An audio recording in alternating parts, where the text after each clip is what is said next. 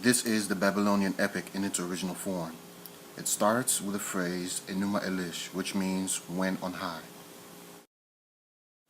Alright, so this cuneiform tablet pretty much tells the epic of creation from the Babylonians. It's Neo-Assyrian 7th century BC from Nineveh. This is one of a series of tall, narrow cuneiform tablets that tells the story of the creation of the gods, Apsu and Tiamat, out of the primordial waters. This particular tablet relates the episodes in which the gods Enshar summons the gods to celebrate Marduk's appointment as champion following his defeat of Tiamat. The younger gods disturb Tiamat, and Apsu, her husband, decides to destroy them. However, before he can act, he is killed by the gods, and Tiamat is enraged and gathers an army of monsters and demons and marches in revenge. The gods gathered in assembly at first are unable to face Tiamat. Eventually, Marduk, a young god, steps forward and offers to fight Tiamat in return for the throne of heaven. The gods agree and Marduk gathers his weapons. Tiamat's army is defeated and she is killed. From her body, Marduk creates the heavens and the earth, and from the blood of the defeated giant from Tiamat's army, humans are created to serve the gods. The epic opens before the formation of heaven and earth, and at that time nothing existed but water. Water existed in two forms. There was a primeval freshwater ocean, which was usually identified by a male known as Apsu. And then there is a saltwater god known as Tiamat, which in this case, as you can see, is represented by some mystical griffin/dragon type creature. And so it begins. When on high the heaven had not been named, from ground below had not been called by name, not by primordial Apsu, their begetter, Mumu Tiamat, she who bore them all, their waters commingling as a single body.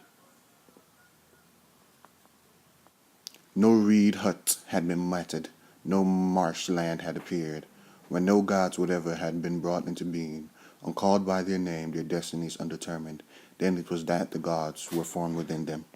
So there is some sort of commingling or union between these gods, namely Tiamat and Apsu, which was a sexual union that begins the process of generation, which started creation. It produces first demons and monsters, and then eventually gods will begin to emerge. In time, Tiamat and Apsu are disturbed by the mess and turmoil that the little gods start to make. The divine brothers banded together. They disturbed Tiamat as they surged back and forth. Yea, they troubled the mood of Tiamat by their hilarity in the abode of heaven. Apsu, opening his mouth, said unto resplendent Tiamat, their ways are verily loathsome unto me. By day I find no relief nor repose by night. I will destroy, I will wreck their ways, that quiet may be restored. Let us have rest. Then answered Mumu, giving counsel to Apsu, and ungracious was Mumu's advice. Do destroy, my father, the mutinous ways. Then shalt thou have relief by day and rest by night. When Apsu heard this, his face grew radiant because of the evil he planned against the gods, his sons.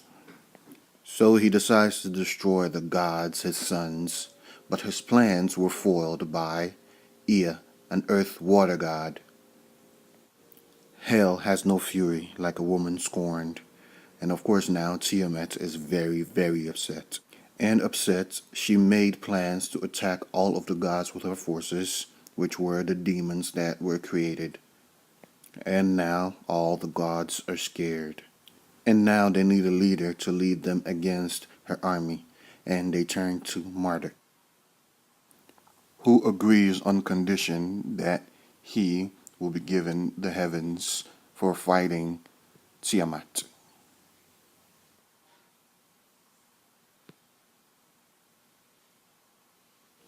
His heart exulting, he said to his father, Creator of the gods, destiny of the great gods, if I indeed, as your avenger, am to vanquish Tiamat and save your lives, set up the assembly, proclaim supreme my destiny.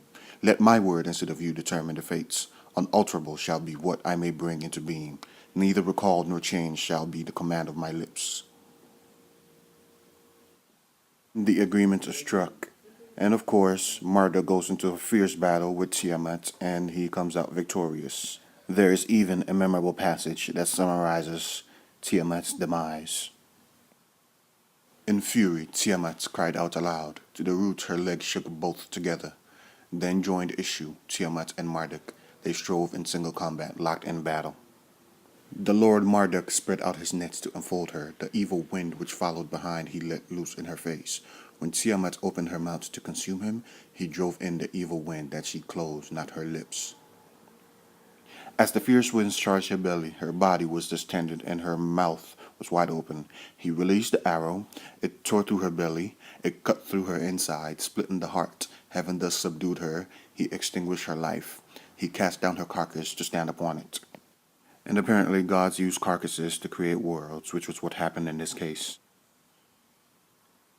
He slices Tiamat's body in two halves. The top half was used to create the heavens, and the bottom half was used to create earth. It's narration time. He split her like a shellfish into two parts. Half of her he set up and sealed the sky, pulled down the bar and posted guards. He bade them to allow not her waters to escape. So this is basically what he created, the heavens and the earth. He used the first half of a body to create the heavens, like I said before, the second half to create the earth. And he used part of the body to seal the sky, so it will only allow rain through the heavens every once in a while.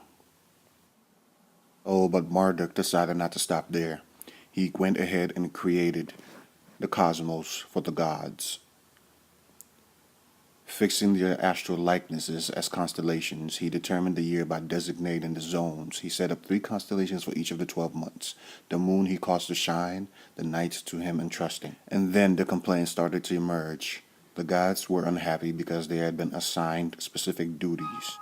In the maintenance of the cosmos, the moon has to rise and fall, the sun has to shine. So they're pretty unhappy about it and they want some sort of relief. He finally listens to their complaints and decides to do something about it.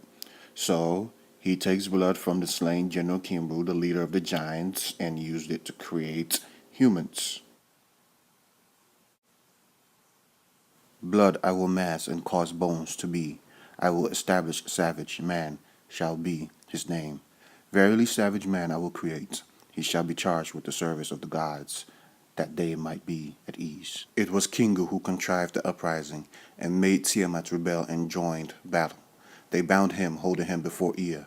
Out of blood they fashioned mankind. Ea imposed the service and let free the gods. So the grateful gods recognized how awesome Marduk was and decided to build a shrine to honor him. The shrine was located in the city of Babylon, which is pronounced Bab-El, which pretty much means the city which is the gateway of the gods. Then a big banquet follows, and Marduk is praised for all his accomplishments and achievements. The end.